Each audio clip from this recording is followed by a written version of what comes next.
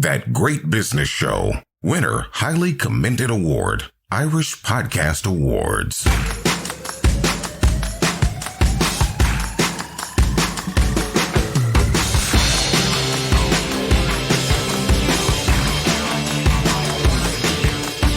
Welcome to episode 175 of That Great Business Show, home of great business tips, insights and opportunities on every episode, delivered in our commute-friendly package.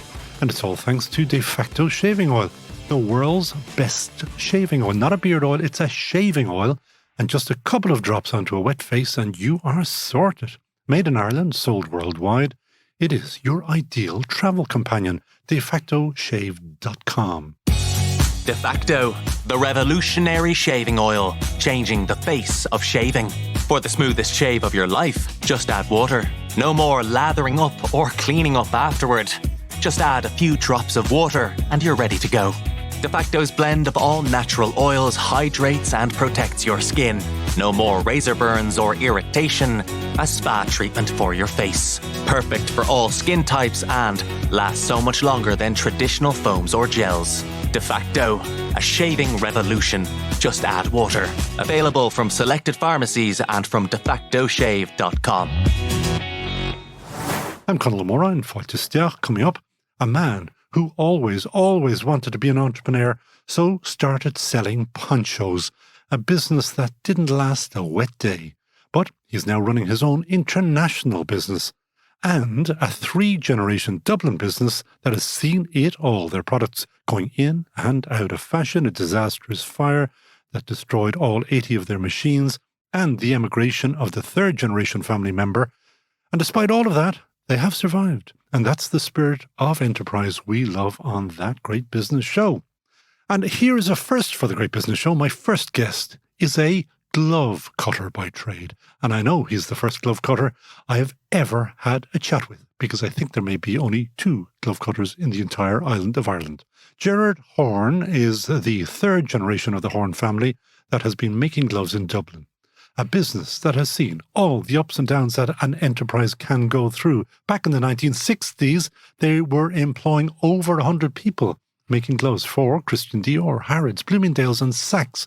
They also had a contract to supply 10,000 First Communion gloves. Then disaster struck and their factory, along with 80 machines, burnt down. Down, but not out. They eventually bought 2 machines from a UK glove maker that was closing down. And they are still in business making gorgeous gloves. Gerard Horn, glove cutter, welcome to That Great Business Show. Thanks. I don't know how to respond to that. Well, I'll tell you what you can do, because you can start by telling me you have a PhD in the most unusual subject of Irish emigration to New Zealand. Just give 30 seconds as to how did you end up writing a thesis, I presume it was a thesis, on Irish emigrants to New Zealand. Yeah, well, I did a primary degree in history in Maynooth many years ago in the 1990s, and about 20 years ago in the early 2000s, I was living out in New Zealand. Myself and my wife had moved out there. We had moved out to spend some time with some pals of ours and settled down there, really liked the place, doing office work and various bits and pieces, and I thought it might be time to go back to college, so I did a PhD in history, which is what I'd wanted to do, and I really enjoyed it. And I mean, Irish immigration seemed like an obvious thing to do because I was able to bring my own experience in terms of, having studied a little bit of Irish history and of course that made you the entrepreneur that you are. It did indeed. I tell you what it does, because sometimes particularly humanities and arts PhDs get a bit of a rough ride. But what it does do is teach you hard work. I mean, there's nobody coming out of a PhD program without having worked bloody hard, and there's nobody who's working for themselves who doesn't work bloody hard. So it's... But you don't call yourself Dr. Ger? No, I don't. I'm going to call you Dr. Ger. You can if you like. I did at one stage. The bank were annoying me, so I put down my doctor on that and insist on. And then you came home because you couldn't bear to stay out in lovely New Zealand. Yeah, well, I tell you... Look, we had 2 kids out there and we loved it. My parents were getting older. My wife's parents weren't getting any younger either. So we thought it was probably a good time to bring the family back home if we were going to come, because otherwise we would have got in. The kids would have been starting school and I mean, I think that would have seen us down there. And We were go there back for nearly 10 years. So to the beginning of the Horn dynasty. It was your great-granddad who came over from the UK and set it up initially. yeah, so my granddad was a glove cutter in the UK. He had worked for Dents, which is a big traditional glove making firm there, and he'd worked his way up through that. In the middle of the 1930s, himself and another guy were recruited from there to come across and work in an Irish glove factory, which they did. And George worked there for 7 or 8 years before he went out on his own and set up in the back garden. So he set up there in the mid-1943, and soon after that, he had established a factory up in Ashtown beside the Ashtown Tin Box Company on the roundabout there. And they were there right through the 50s, 60s, and up until 1972 when the factory burnt down. And I don't know whether you weren't around for that, were you? No. But it must have been. He must have told you about it. I mean, Yeah, I cannot, and I said this to you off air, I cannot imagine anything worse for somebody in business than that. No, it was devastating. I mean, it completely destroyed the business. They had a second factory in Donegal, which they had to close. They started again, but at a much smaller level. And I suppose, like all of these things, once you lose out on a kind of a cycle of being able to service your customers, then they've moved somewhere else by the time you get back up and running. And unfortunately for them, it's not like you can kind of walk across the road and buy yourself another 80 machines, because a lot of the machines that we used would be quite specialised, so they would have been made for purpose. So I think it took them 2 full years to get back up and running again. I remember talking to John Quirk, who used to work with my dad for a long time, and he was saying he can remember 6 or 8 months that he spent cleaning machines, trying to recover the different traumatic, yeah, I would say. Yeah, fairly awful. And then how in the name of did your granddad get Christian Dior, Harrods? I mean, these are big names, Bloomingdales, Saks. Yeah. But it was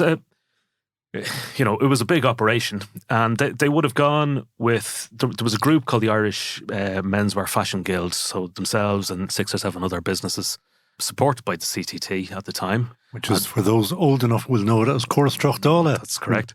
And they would have gone to the States for 3 or 4 months every year. They would have toured around. They would have gone to... On a roadshow, was it? Yeah. They would have... 3 to 4 months? Yeah, he would have spent 12 weeks a year at least, 12 to 16 weeks.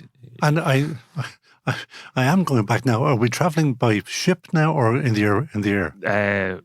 That is a good point. I suspect in the air. Yeah. I know in the air by the end of it, because I have a photograph of them all getting off at it. Yeah, at the end of it. But initially, I think that could have been a 6-day trip across the Atlantic. It could have been. And they would have built that up through the 50s and 60s with all the traditional things that listen to your show sometimes, the 50s and 60s version of the sports that people get nowadays from the state and that kind of stuff. So they would have they would have worked with the various different state agencies to promote things there. The entire group had an agent across in the States who was very good at pushing them.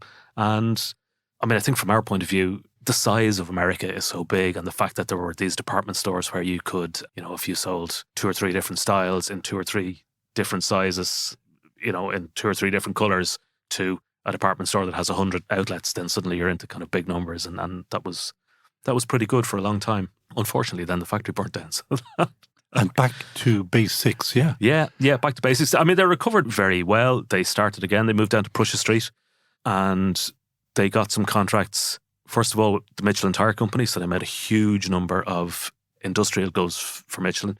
And to tell the story behind what kind of gloves these were not. These were no ordinary gloves. These were, what kind of gloves were they? They were extra fluffy or something. Or No, they were made of a particular type of lambskin, and it was important, the kind of the grease content that was in them. So they had to be very flexible. They had to be able to feel what they were doing, and the gloves couldn't kind of emit or omit, I don't know what the right word would be, grease as people were working on them, because if that got into the cord of the tire, it would kind of result in a problem later on.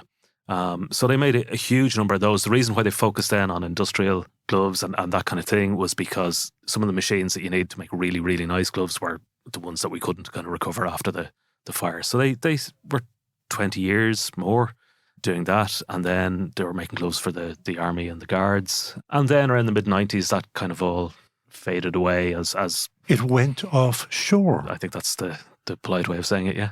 I didn't know this, that our defence forces are not using your gloves because your brown gloves with the snaps. I mean, when I look at an officer in our defence forces, that's what he or she is wearing. Is that right? Or they're wearing a version of that. Yeah. So we it's a lovely glove. Yeah, it is. It's really nice, and it's a traditional kind of traditional style, and it's one that's very popular. And the guards, when they're whacking you, they're now not wearing the big black gloves. Be lucky to wear wearing gloves at all. Well, maybe those days have moved on as well. So, what is the business now? I mean, gloves went out of, well, not so much, gloves never go out of fashion if you're cold, but are you still making the ascot gloves? The ones for the, when you're going to the races that you... Yeah, we make very posh gloves. yeah. So there's a whole kind of a panoply, I don't know what the right word is, a whole kind of swathe of kind of gloves that we make. And we try, I guess when you're making things, part of you wants to focus on the kind of the really high end stuff, but you're employing people and you have to kind of get paid for the other 40 weeks of the year that it isn't cold. But some of them, some of your gloves are, I mean, they're not cheap. These are beautiful items. Yeah. Did I see one pair at 550 quid or something like that? Yeah, so we make a pair from a leather called peccary, which is a wild South American hog. And it's a bit lumpy. It is. The leather itself is very expensive to begin with. When it comes in, it's in dreadful order. You import it, you have to. We import it. Where would a man go to find lumpy pigskin? Peru. Yeah. And do you go down to Peru too? No. There are leather shows. There's a leather show in Paris every year, and there's one in Milan. Okay. And as a hardship, I go to the one in Milan sometimes.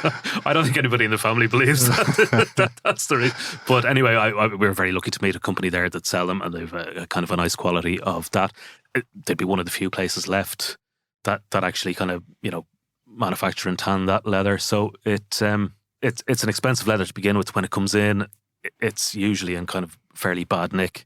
So my father is the only one who's allowed to cut it because he's the top man. He's the expert in that regard. Yes, there's a lot of waste, and it's an expensive thing, and then it gets hand sewn, and it's not an easy.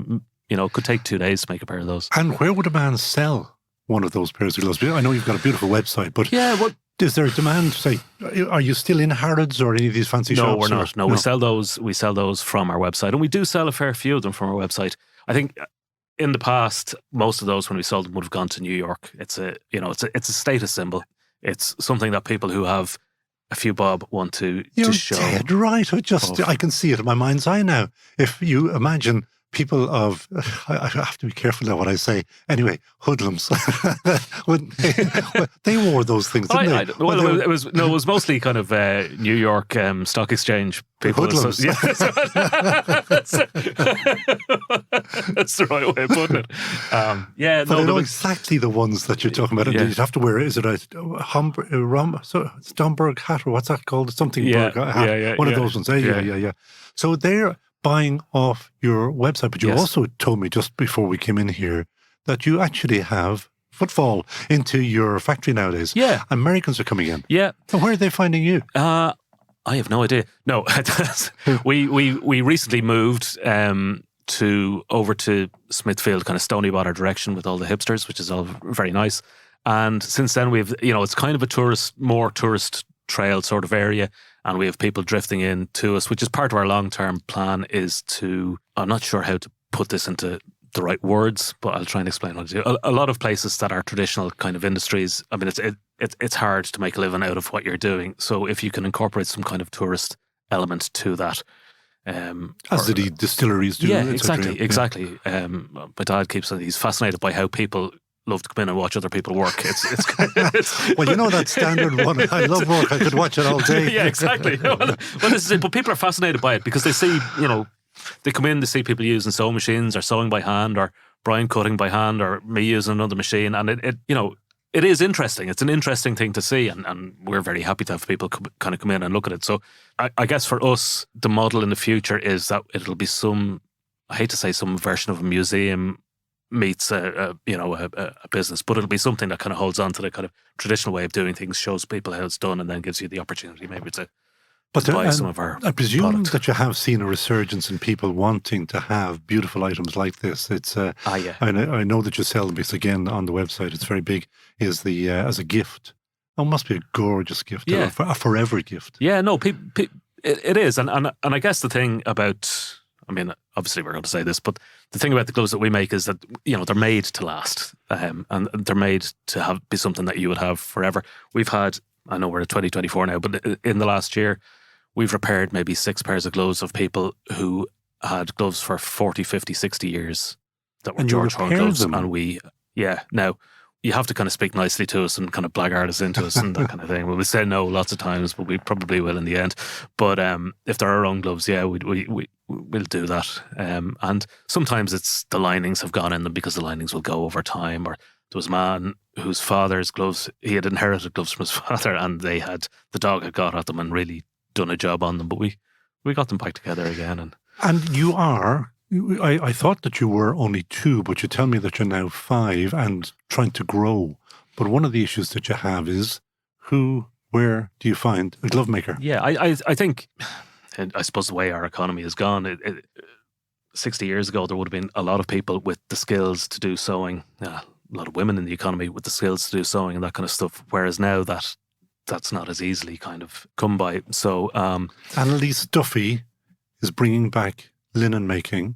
And she's been on the show twice, if not 3 times, and she will find you people with the right skills. Yeah, so it's about that. I mean, as I mentioned to you beforehand, in the last year we've had 2 ladies from Ukraine come into the business. They were seamstresses already, and it's a matter of kind of getting them used to the sewing machines that we use, and the kind of it's a slightly different way of sewing, but it's it's good and it works. So trying to rebuild that capacity is not that easy. And I guess, it'd still take us longer to make a pair of gloves than it would have 40, 50 years ago. But that's, I suppose, we're a small business now as well compared to what we were. So it's... But when you say it would take you longer, is that just because the machines you don't have, or? Yeah, well, I guess if you're making... We're not at a scale yet that we can kind of benefit from. Maybe if you're making 1 pair of red gloves and 1 pair of black gloves, then you're changing a lot of things to kind of go from red to black. If you're making a dozen pairs, you make them and then you change, and so you're... And you use the word yet, that you're not of a scale yet. Is growth big on the agenda? Yeah, it is, I think. I think that we've an ability with the team we have now to grow quite a bit. And I think there is a demand out there, not for large scale. I mean, we're never going to make 10,000 pairs of communion gloves again. I think those days are gone anyway, aren't they? They are gone. I'd say little girls probably still would love them, but yeah, I think they would. And well, I mean, look, I suppose in the even longer term, I know my dad always maintains that the motor car was really what killed the glove industry. In that, when he was younger, people were outside a lot, so you had to kind of put a nice pair of gloves on, and you were wearing them because you were out in the cold for 5 or 6 months of the year. So as we move back towards more public transport and this kind of thing. You remind your dad of the thing called a driving glove. Do you remember the driving glove? Yes, yeah, we make them. Do you? We do. I'm still trying to find out. I'm a car nut. Yeah. But I'm still trying to figure out why does anybody need driving gloves. But anyway. I have no idea. Or what particularly about those gloves makes them driving gloves. Well, they have to be cut out in the top. Isn't that right? Yeah. You have to look like Steve McQueen is one of those lads. Well, I think that's it. If you have a cigar and the nice car. Although now, with some of those luxury cars, what they want is they want it to be touchscreen friendly. Things I wouldn't have thought of. Okay. Yeah. We haven't quite cracked that nut yet. And another thing up on your website that you are looking for is that you're looking for your top-end designers to collaborate with you. Yeah, is that we're very happy to collaborate with anybody. So over the years, we would have collaborated with a lot of people. Name names. Anybody interesting that that you're working with at the moment or anything like that? No, well, we're working. There's a young woman from NCAD who we've been working with for the last year, Siobhan Curtis. She's just about to kind of go out on her own, and she's finished her degree and that kind of stuff, and she's been working with us to get some experience in the leather industry and to do some designs. So we have some of her designs, which we will have at Showcase next week when fabulous. Yeah, when we're going that's out. Really, really cool. So that's why I was really happy to come over here today, because they were busy figuring out how they were going to do it. And that just wouldn't work for me. So. And look at your journey is so as I say, PhD. So I was odd. But so what's your plan now for the business longer term? Okay. I think longer term, as I said to you, there's three aspects that we want to develop. First of all, is we want to kind of really push hard into America if we can. I think there's opportunities maybe in smaller retailers and stuff like that we can facilitate. That would be good. Second aspect is to, as I mentioned to you, and is to kind of develop a more, I suppose, a cultural aspect or a tourist aspect or whatever it is to our business, where the people can come in, they can see what's happening, they can enjoy that aspect of it. We can sell them coffee and this kind of stuff if we have to, but there's more money and gloves at the same time. And the third thing that I know my father's very keen on, and I am as well, is to start to use the technology that has developed around 3D printing and around scanning and that kind of stuff to be able to model people's hands and then produce kind of really genuinely bespoke gloves to match that from anywhere. Particularly people who have difficulties with their hands, or they've lost a finger or something like that. That's a lovely idea.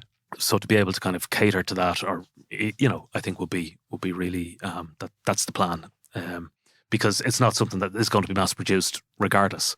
And do tell the story, because this has to get out, is the Americans who go in, there's no haggling when they buy your gloves. Yeah. Irish people... Haggle.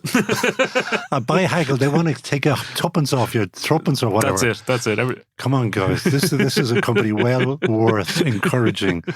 And it's brilliant. I love that whole backstory. Yeah. Now, you do know that we do ask a final question, which is, who would you, Ger Horn, hire in a heartbeat? Okay, I'm going to be really cheeky. Can I say that I know my dad always talks about a lady who used to work from called Marie Kavanagh, who used to be one of the peaky machinists, and that's the type of sewing that we do. And it's a very hard bit of sewing, isn't it?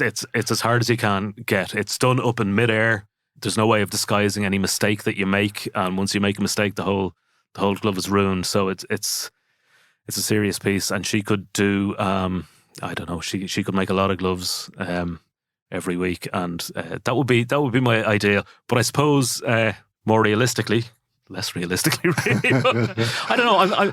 I'm not kind of a traditional business person, as we've said, so I don't follow the kind of the business gurus or anything like this. Well, I'm fascinated by when I hear people like Stuart Lancaster talk about teams and about the importance of kind of team building and the importance of kind of reacting to things that are around them. And I know he has this idea of playing rugby or sport in chaos, and I'm interested in the idea of business in chaos. And look, every day you go in, if you're working for yourself, something different is going to happen. Something that you didn't want to happen is going to happen. 10 things that you didn't want to happen are going to happen, and some good things are going to happen as well. And I'm interested in an approach of how you can kind of maximize your return, living with that and living with the world not being perfect, and you trying to kind of focus on that and build a kind of a solid team that can be resilient within that. So does that mean that you actually want Stuart to go and work with you? Or, yeah, absolutely. Because the other one that you should be mentioning is, if anybody knows seamstresses or people who can sew properly and sew well, and I do understand from Annalise Duffy, you are looking for industrial machinists, not somebody who runs off a dress or something like that. No. So industrial machinists, I mean, particularly people with experience making gloves, I would have them in a heartbeat. So there you go, in a heartbeat. You'd hire them in a heartbeat. Maybe that somebody who has come in from other people from Ukraine or something may have these skills. Absolutely, there'll be people from there. There'll be, one thing, and I think it's been part of why in the last few years people have picked up the business. Brian is 78, and he works every day. He enjoys it. I'm not saying everybody who's 78 will enjoy it, but there are other older people who have the sort of skills that we need.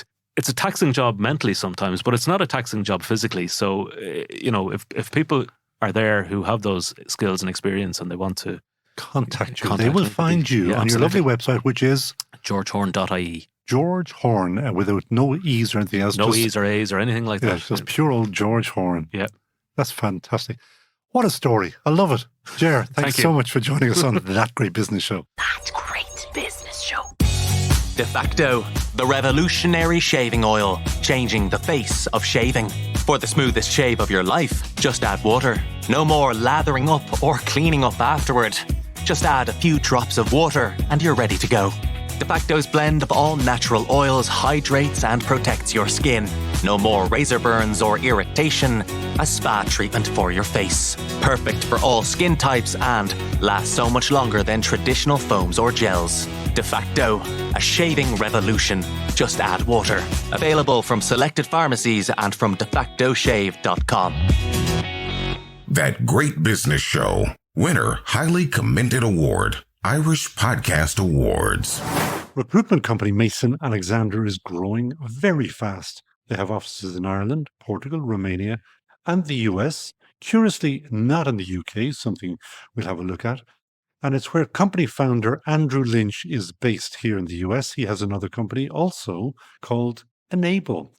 Andrew joins me as part of our Beachhead USA mini-series, explaining why doing business in the US is different. Andrew Lynch, welcome to That Great Business Show. But before I start, one question that you weren't expecting. You could have been huge in ponchos, but you didn't. You changed from ponchos to recruitment. Why? So I just go back a little bit. When I left school at 18, I decided not to go to university and always wanted to be an entrepreneur. So Enterprise in the family?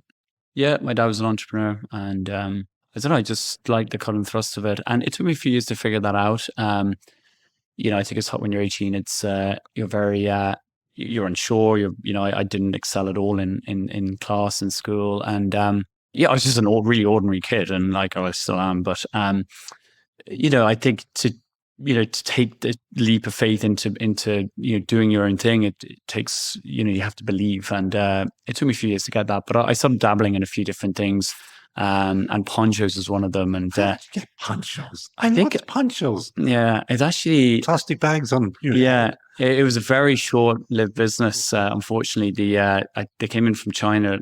1 cent a pop or something, and my plan was to sell them for €5 a poncho, and I think it was like the warmest summer we'd ever had. It's the warmest winter we'd ever. It just never rained at all, and I think the final nail in the coffin was I went down to the RDS. It was the horse show or something, and it was lashing rain, and I went down backpack full of ponchos. I was like, "Here's how I'm gonna make all my money," and I went along. I think I sold 2, and I went to the third person, and they said, "What are you doing selling these for $5? Like, Potato FM and F104 hand these out for free." So I went around the corner, and they're all there giving out for free, and just completely undercut my business model. So that lesson in business. Lesson in business. So and a few other things. I did like a secondhand women's clothing wholesale, and loads of other bits and pieces that never took off. And then got into the. But it didn't stop you. Yeah, I think you need that. I think in business you need to keep getting back up from the setbacks. And but ponchos, second-hand clothes, and now you've got not one but 2 businesses. Yeah. How did you choose recruitment? I love the cut and thrust of sales, and what I didn't want to do was sell a product. It didn't really excite me, and I was thinking about how can I do something that's I'm selling more on. People and understanding people, and more of a concept versus a product. Hey, here's a phone. It's $100. There you go. And someone said to me, thought of being a sports agent. I thought I'd like that. Looked into it. So I have a few buddies in that play professional sports, and it wasn't for me. And then so somehow led me to recruitment. But I know you skipped over that, and I'm interested because some people. Not all, but some people have made a very good career as being sports agents. What was it that you didn't want to do or didn't appeal to you? I don't know. I think it's a small market in Ireland. There's a couple of people that do it. A good friend of mine, Dave McHugh, pretty sewn up. And I don't know. It was a thought. But from that thought, it led me into, well, actually, instead of dealing with sports people, you could deal with accountants or bankers or software engineers. Lucky me. And so I joined a company for about 15 months just to figure it out. It was probably a good start, actually, a good lesson in it that it was right in the middle, it was 2010, right in the middle of the financial crisis. And I was like, oh, great, this recruitment thing. I knew nothing about it, looked it up. And I was like, well, that sounds quite interesting. I think that could be something I'm good at. Tell me that you YouTubed it. No, I didn't YouTube it. I think something came about like a day in the life of, and it sounded way more glamorous than it actually is. But I foolishly then started emailing these companies saying, hey, like I'm keen to join you. And I think I got a couple emails back kind of, and do you have any idea what's going on in the world? Like no one's hiring and we're not hiring. But then I was like, no, I need to find out more about this. So there's one company I kept emailing the guy and ringing him, and eventually I'd ring up, not available, ring up, not available.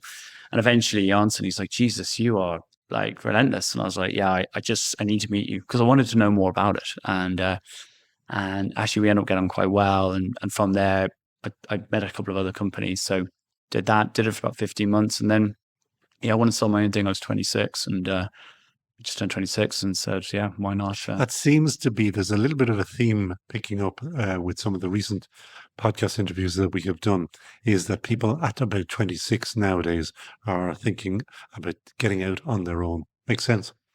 Yeah, I think so. I think I tried it a bit earlier. It's challenging. I had an instance where I was doing my own thing for a couple of years. I actually went for a job maybe when I was about 23, 24, and I was in the interview. I was only in about 5 minutes.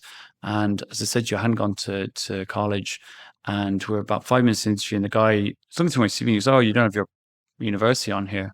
And I was like, I didn't go to university. He's like, "Oh, the interview's over." Oh, no. Yeah. And I said, yeah. And you don't have to name the company, but I can't remember. But was it did you want to join an accountancy firm or? No, it wasn't. It was like it was something, I was doing sales or something to that. I keep telling people this because recently we had a lady on called Laura Lee. She's very big in Molson Coors, the third largest brewer in the world. They no longer want your CV. Yeah. And this is going back obviously a few years. And, and he's, the guy, I remember the guy turned to me and said, look, I was like, yeah, it's no problem walking out the door. And he was like, just so you know, like this will like haunt you for the rest of your life. This will affect you in your career.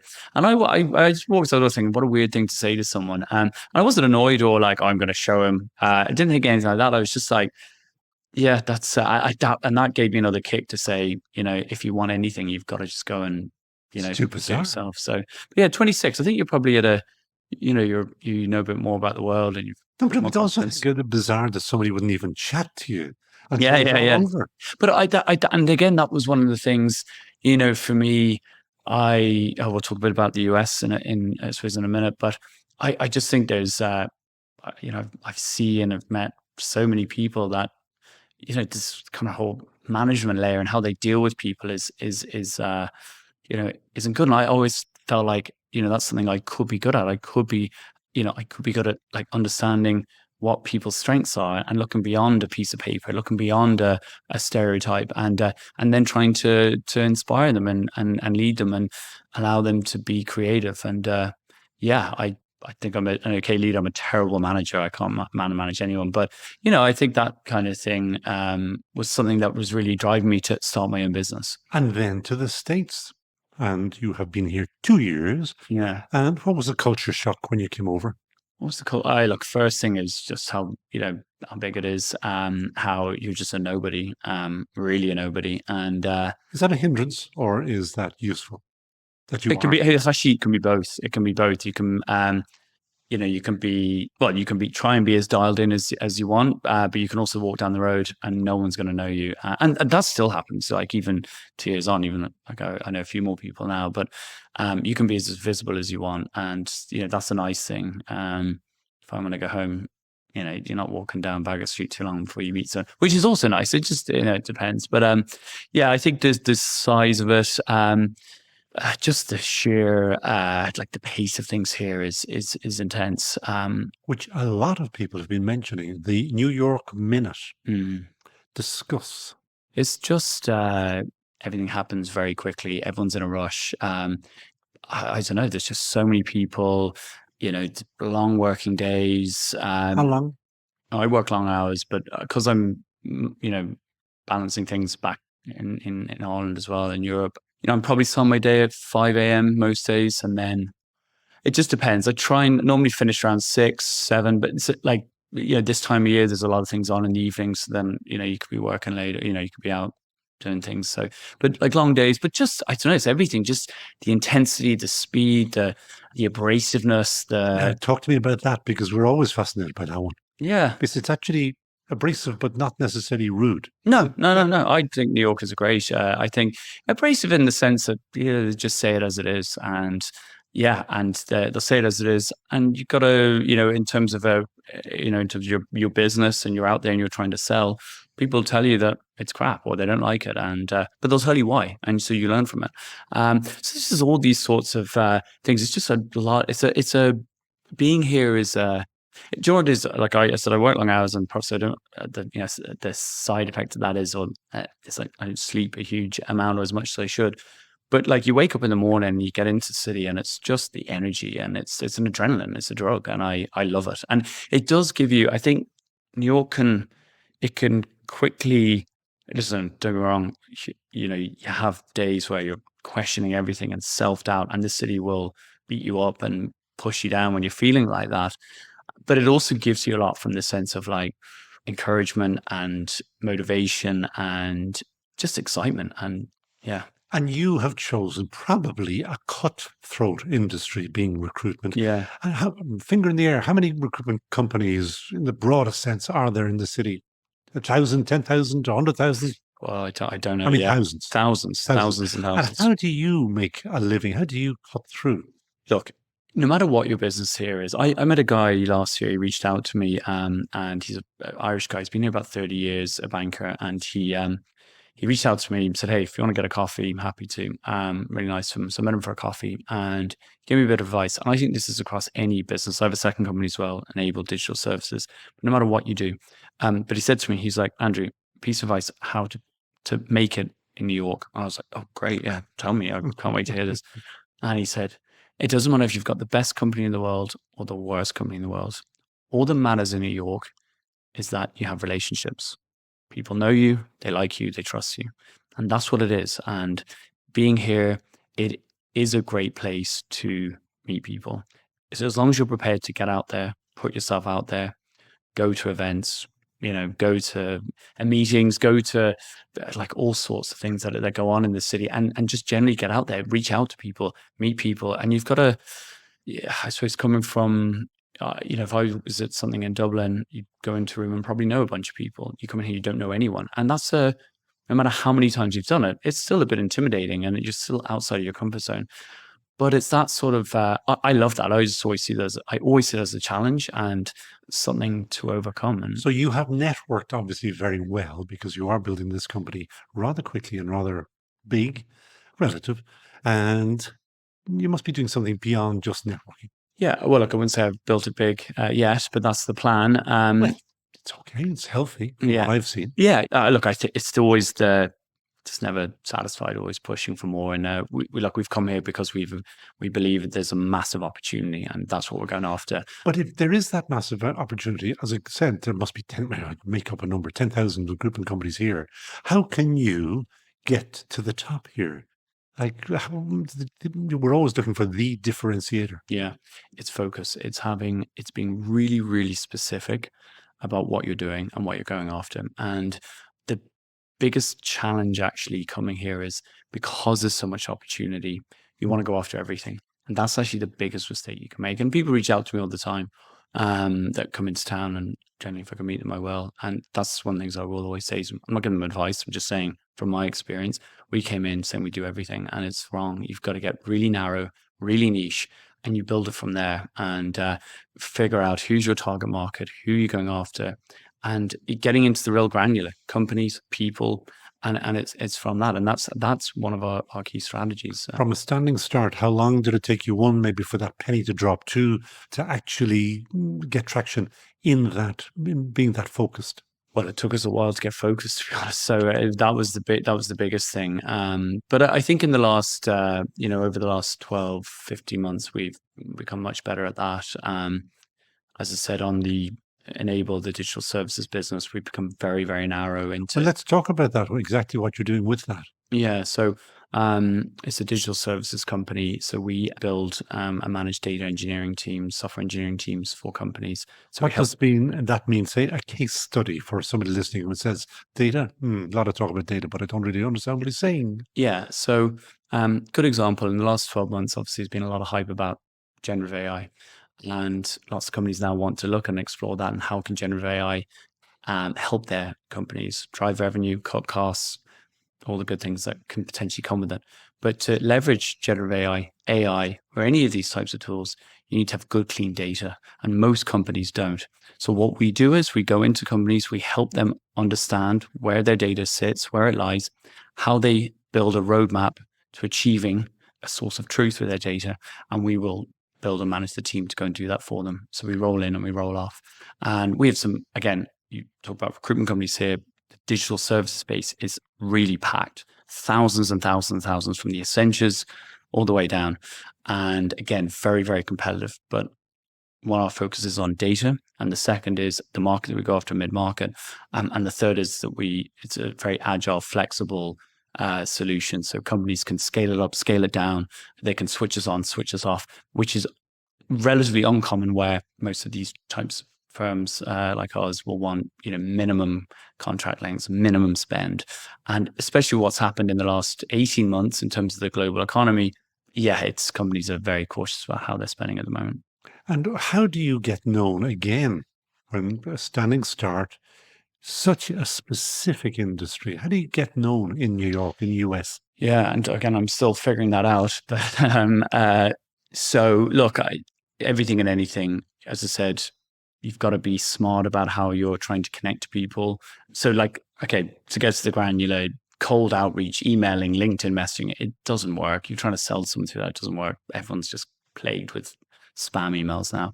So, it's spending time, if there's a group of people or companies that you're going after, knowing more about them, having a tailored approach, being clever about, I've set up a network here of people, and that's so our buyers typically would be CTOs, CIOs. So instead of me trying to sell to them, I say, how can I actually get them to work with us? So doing things like setting up an advisory board to help us, just an advisory board, not a board, to help us to connect in. So they're supporting us with our go-to-market strategy. They're supporting us with, if we get in with companies that, there's obviously incentive for them to do that. So there's that.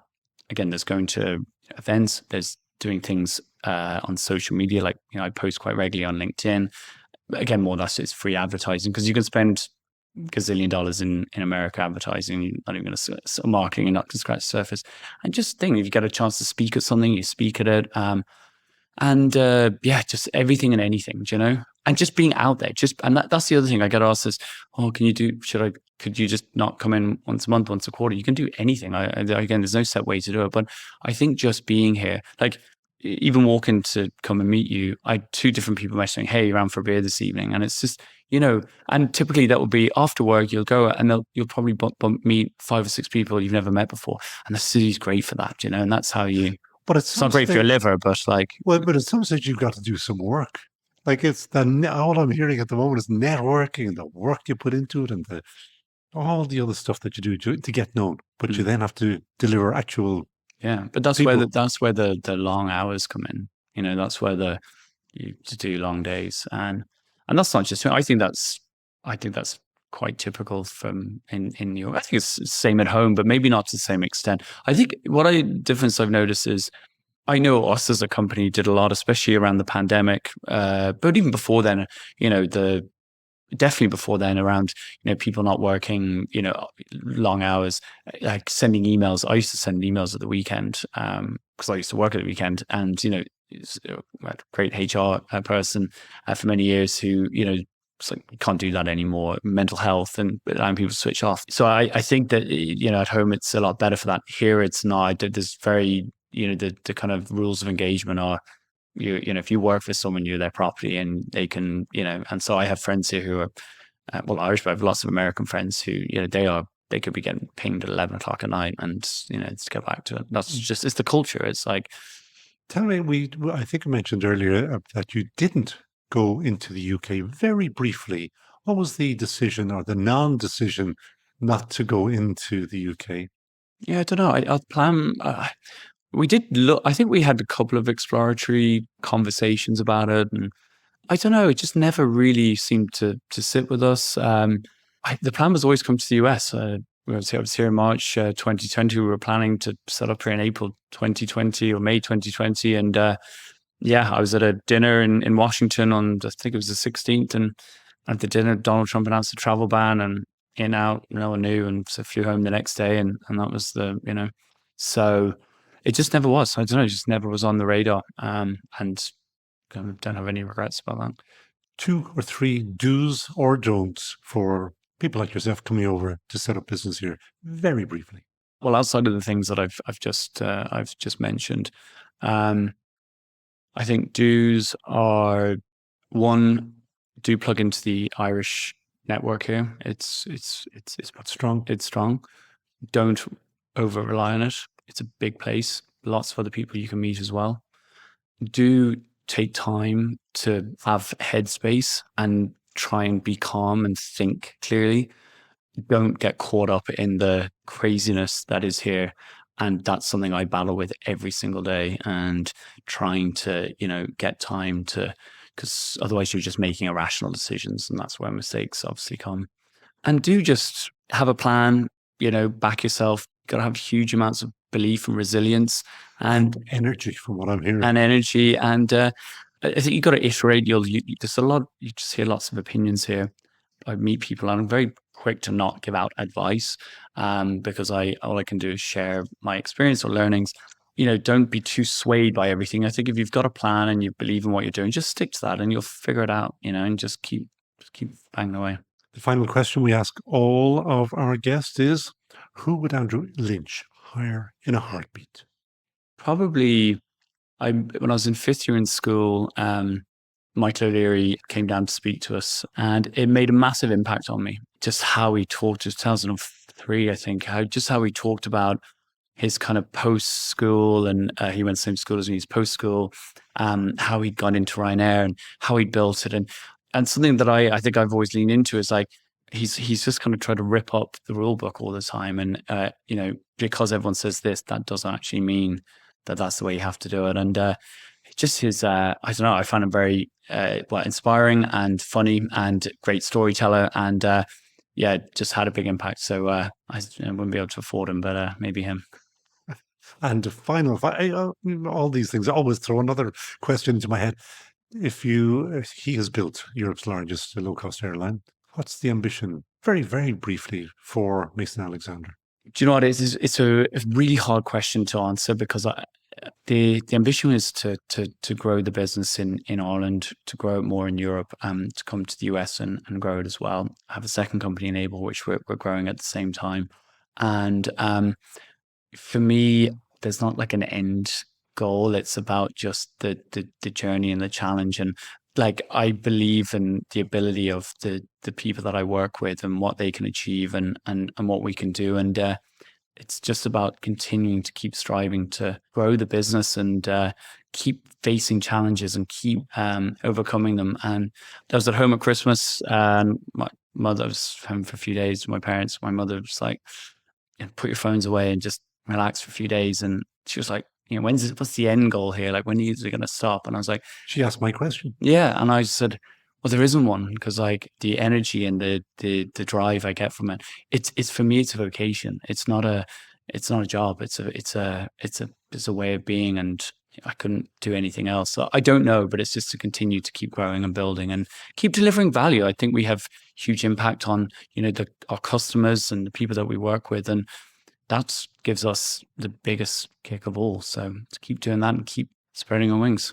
Well, hopefully you will come back to us again when you have sprung your wings a little bit further, and also when Enable grows to a zillion company and all. So please keep in touch with Team GBS, and thank you so much for joining us on That Great Business Show. Thanks very much, Conall. De facto, the revolutionary shaving oil, changing the face of shaving. For the smoothest shave of your life, just add water. No more lathering up or cleaning up afterward. Just add a few drops of water and you're ready to go. De facto's blend of all natural oils hydrates and protects your skin.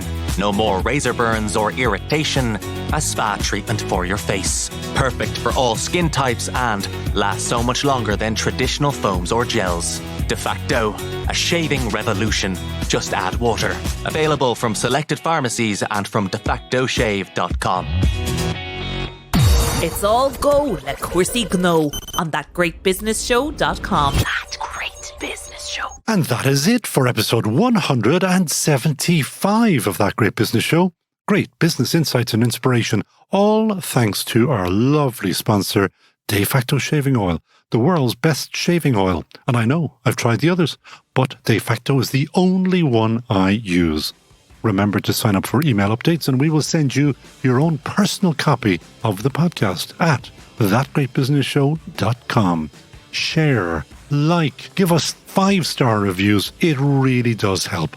Advertise with us on That Great Business Show to engage with our incredibly gorgeous audience of entrepreneurs, business owners, business wannabes, investors, people just interested in business. We record at the Dublin South Podcast Studios, where today's studio engineer is Alison O'Dwyer, and later on the dynamic duo of studio manager Peter Rice and post-production engineer Neil Horner ensure we remain the world's best-sounding business podcast. So for me, Conall Móráin, buchas to you all agus slán tamil.